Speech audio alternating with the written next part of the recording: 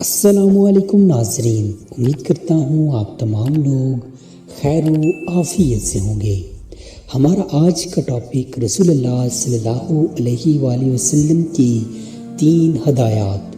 حضرت ابو ہریرہ رضی اللہ تعالیٰ عنہ سے روایت ہے کہ میں نے رسول اللہ صلی اللہ علیہ وآلہ وسلم کو یہ فرماتے ہوئے سنا، تم اپنے گھروں کو قبریں نہ بنا لو اور میری قبر کو میلہ نہ بنا لینا، ہاں مجھ پر صلات بھیجا کرنا، تم جہاں بھی ہوگے مجھے تمہاری صلات پہنچے گی۔ اس حدیث کے راوی حضرت ابو ہریرہ رضی اللہ تعالیٰ عنہ ہیں، جو فتح خیبر 7 ہجری میں ایمان لائے۔ اس طرح رسول اللہ صلی اللہ علیہ وآلہ وسلم کے ساتھ ان کی رفاقت کا زمانہ 3-3.5 سال کا ہے۔ قبول اسلام کے بعد وہ ہمہ وقت رسول اللہ صلی اللہ علیہ وآلہ وسلم کے ساتھ رہے اور ان کی واحد دلچسپی رسول اللہ صلی اللہ علیہ وآلہ وسلم سے علم حاصل کرنا تھی۔ اس راستے میں انہوں نے شدید بھوک، پیاس اور مسلسل فاقے برداشت کیے۔ اس عزمیت پر رسول اللہ صلی اللہ علیہ وآلہ وسلم نے ان کو خصوصی دعاؤں سے نوازا۔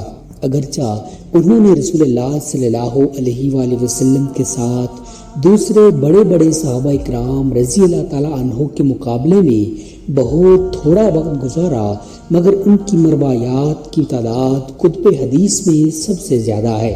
دوسرے جلیل القدر صحابہ اس خوف کے پیش نظر حدیث نہیں بیان کرتے تھے کہ کہیں الفاظ میں کمی بیشی نہ ہو جائے، چنانچہ وہ صرف وہی احادیث بیان کرتے تھے جن کے متعلق انہیں اپنے حافظے پر پورا یقین ہوتا تھا، مگر حضرت ابو ہریرہ رضی اللہ تعالیٰ عنہ کو اپنے حافظے پر پورا اعتماد تھا۔ اس سلسلے میں وہ خود بیان کرتے ہیں کہ ایک دفعہ میں نے رسول اللہ صلی اللہ علیہ وآلہ وسلم سے اپنے حافظے کی شکایت کی تو آپ صلی اللہ علیہ وآلہ وسلم نے فرمایا، ابو ہریرہ اپنی چادر پھیلاؤ۔ میں نے چادر پھیلا دی، اس پر آپ صلی اللہ علیہ وآلہ وسلم نے کچھ پڑھا، پھر آپ صلی اللہ علیہ وآلہ وسلم کے حکم سے میں نے چادر کو سمیٹ کر اپنے سینے سے لگا لیا۔ اس دن کے بعد سے میں کبھی آپ کی کوئی بات نہیں بھولا۔ یہی میری کثرت روایات کا سبب ہے۔ اس جانثار اور فداکار صحابی رضی اللہ تعالیٰ عنہ کے ساتھ آپ صلی اللہ علیہ وآلہ وسلم کو بھی بڑی محبت تھی۔ ابو ہریرہ رضی اللہ تعالیٰ عنہ کے پاس ایک بلی تھی جسے وہ ہمیشہ اپنے پاس رکھتے تھے۔ ایک دن آپ صلی اللہ علیہ وآلہ وسلم نے ابو ہریرہ رضی اللہ تعالیٰ عنہ کی گود میں ایک بلی دیکھی تو پیار سے انہیں ابو ہریرہ یعنی بلی کا باپ فرما دیا۔ بس آپ کا یہ دیا ہوا نام ایسا مشہور و مقبول ہوا کہ ان کی اصل نام عبد الرحمن بن صغر کی جگہ اس کنیت نے لے لی۔ اس حدیث میں رسول اللہ صلی اللہ علیہ وآلہ وسلم نے 3 باتیں ارشاد فرمائیں۔ پہلی یہ کہ تم اپنے گھروں کو قبریں نہ بنانا۔ اس کا مطلب یہ ہے کہ اپنے گھروں کو اللہ کے ذکر سے معمور رکھنا۔ تلاوت قرآن اور نماز سب سے بڑا ذکر ہے۔ قبرستان میں تو فوت شدہ لوگ ہوتے ہیں جو اس دار العمل سے کوچ کر کے دار الآخرت میں پہنچ گئے ہیں۔ اب وہ وہاں نہ ذکر اذکار کر سکتے ہیں اور نہ نماز پڑھ سکتے ہیں۔ بس جس گھر میں اللہ کا ذکر اور نماز کا اہتمام نہیں ہوتا وہ قبرستان کی ایک قبر کے مانند ہے۔ اس فرمان رسول صلی اللہ علیہ وآلہ وسلم نے مسلمانوں کو ترغیب دی گئی ہے کہ وہ اپنے گھروں میں ذکر اذکار کریں اور نماز پڑھیں۔ فرض نمازیں تو بہرحال مسجد میں جا کر باجماعت ادا کرنا لازم ہے، لیکن سنن و نوافل گھروں میں ادا کرنا افضل ہیں۔ صحابہ اکرام رضی اللہ تعالیٰ عنہ کا معمول تھا کہ وہ فرض نمازوں کے پہلے کی سنتیں گھروں میں ادا کرتے تھے اور فرض کی ادائیگی کے لیے مسجد میں حاضر ہوتے تھے۔ فرضوں کے بعد کی سنتیں بھی اپنے گھروں میں ادا کرتے۔ چونکہ نفلی نمازوں میں اخفاء پسندیدہ ہے، اس لیے لوگوں کی نظروں سے اوجھل ہو کر ان کا پڑھنا بہتر ہے تاکہ ان میں ریاکاری ذرا بھی شامل نہ ہو اور یہ عبادت خالصتاً اللہ کی رضا کے لیے ہو جائے۔ نبی اکرم صلی اللہ علیہ وآلہ وسلم کی دوسری ہدایت یہ ہے کہ میری قبر کو عید نہ بنانا، یعنی جس طرح لوگ سال کے کسی متعین دن عرس اور میلے کا اہتمام کرتے ہیں، اس طرح کا کوئی میلہ یا عرس میری قبر پر منعقد نہ کرنا۔ عید وہ دن ہے جو سال میں ایک مقررہ تاریخ کو آتا ہے اور اس دن خوشی کا اظہار کیا جاتا ہے۔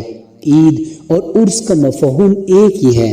آج عرس کے نام پر جو تقریبات منعقد ہوتی ہیں، قبروں پر میلے لگتے ہیں، قبروں کا طواف کیا جاتا ہے، وہاں نظر و نیاز اور منتیں مانی جاتی ہیں اور دوسری غیر سنجیدہ خرافات دیکھنے میں آتی ہیں، ان کی اسلام جیسے دین حق میں کوئی گنجائش نہیں۔ البتہ قبرستان کی زیارت اور وہاں مدفون لوگوں کے حق میں دعائے مغفرت کی تلقین ضرور ہے۔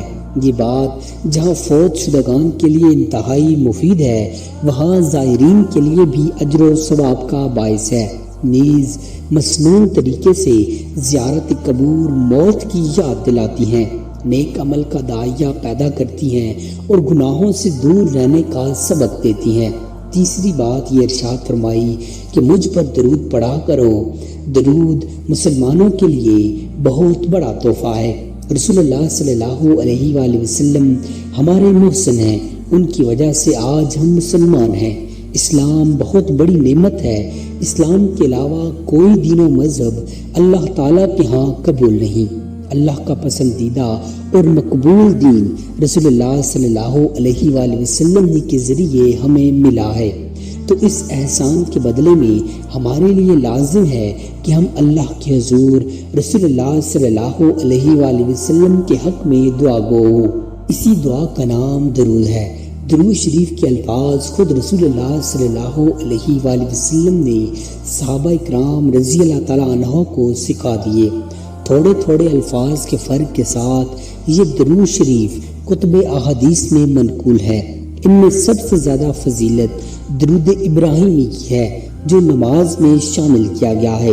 پھر درود شریف کے فوائد میں ایک تو یہ ہے کہ امتی درود پڑھ کر رسول اللہ صلی اللہ علیہ وآلہ وسلم کے حق میں اللہ سے رحمت کی دعا کرتا ہے، جو بڑی فضیلت کی بات ہے اور کسی حد تک رسول اللہ صلی اللہ علیہ وآلہ وسلم کے احسان کا اعتراف و اقرار ہے۔ دوسرا، درود پڑھنے والے کو رسول اللہ صلی اللہ علیہ وآلہ وسلم نے عظیم اجر و ثواب کی خوشخبری سنائی ہے۔ حضرت انس رضی اللہ تعالیٰ عنہ سے مروی ہے کہ رسول اللہ صلی اللہ علیہ وآلہ وسلم نے ارشاد فرمایا، میرا جو امتی خلوص دل سے مجھ پر صلات بھیجے، اللہ تعالیٰ اس پر 10 رحمتیں بھیجتا ہے، اس کے 10 گناہ معاف فرما دیتا ہے اور اس کے 10 درجات بلند فرما دیتا ہے۔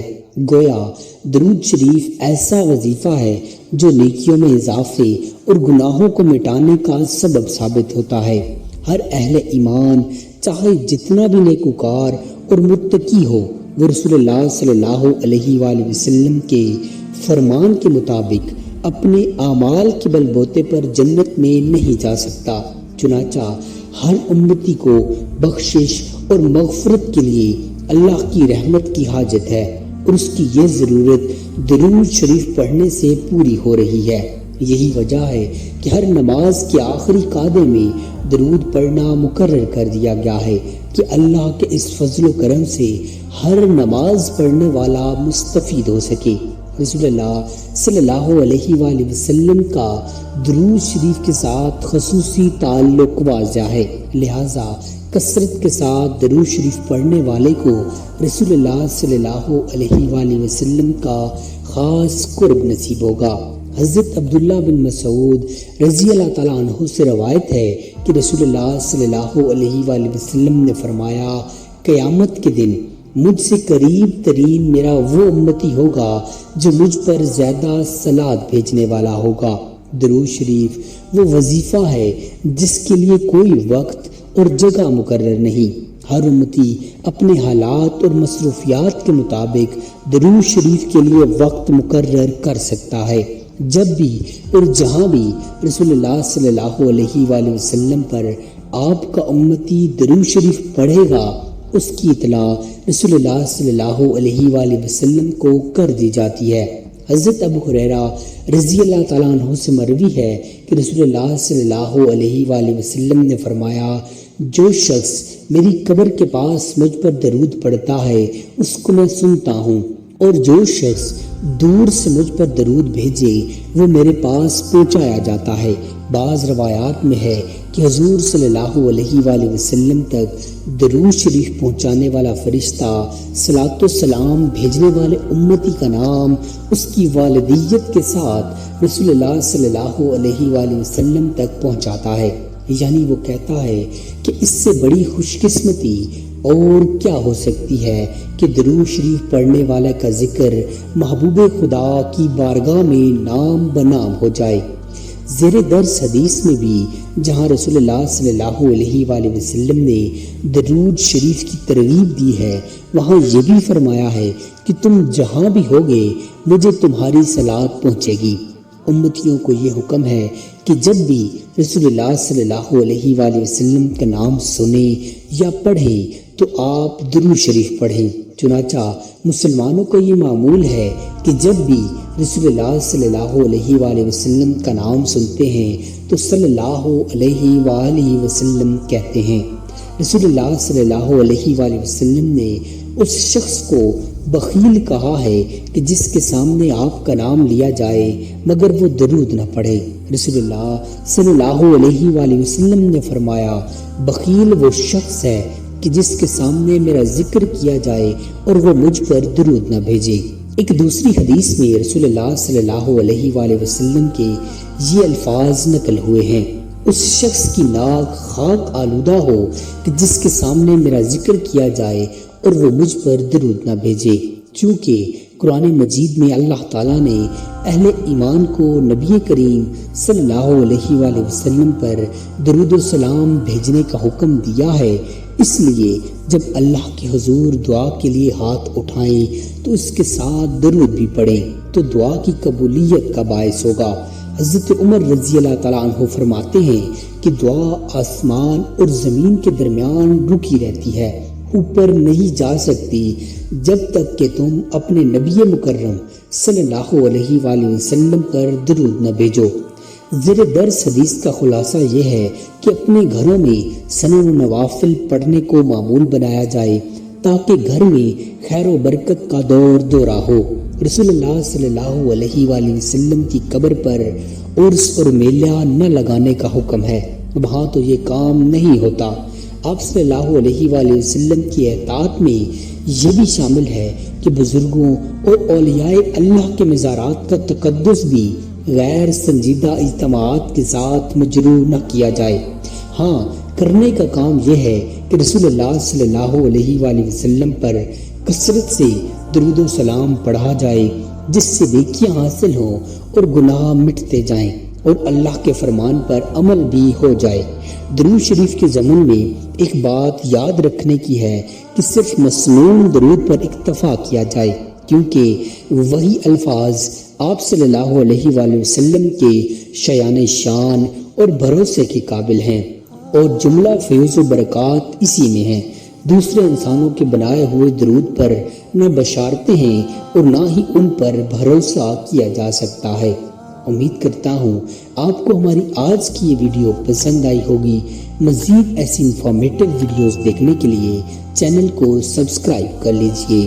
جزاک اللہ خیرہ۔